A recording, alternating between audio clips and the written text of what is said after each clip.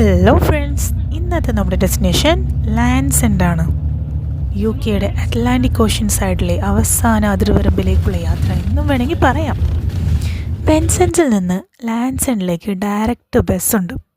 എന്നാൽ daily 3-4 bus service ഇങ്ങോട്ടേക്കേ ഉള്ളൂ കേട്ടോ.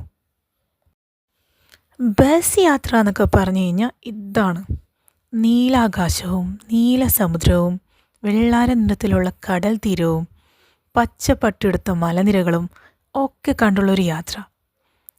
ഈ യാത്ര ഇത്തിരി ലോങ് ആണേ. ഓൾമോസ്റ്റ് ഒരു 1.5 മണിക്കൂർ എടുത്തു ഞങ്ങൾക്ക് ലാൻഡ്സ് എൻഡിൽ എത്താനായിട്ട്.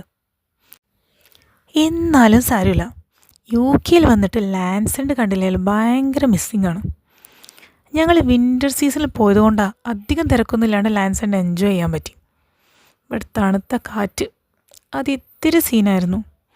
പണ്ടൊക്കെ ഞാൻ മൂവി സോങ്സ് ഷൂട്ടിംഗ് ലൊക്കേഷനൊക്കെ കാണുമ്പോൾ ഇതൊക്കെ എവിടെയാണെന്ന് വിചാരിക്കുമായിരുന്നു.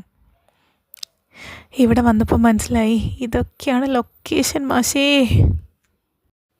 എന്തായാലും വന്നതല്ലേ, ഒരു ചിന്ന സോങ്ങൊക്കെ അങ്ങോട്ട് ഷൂട്ടാക്കി ഞങ്ങളും വിട്ടു.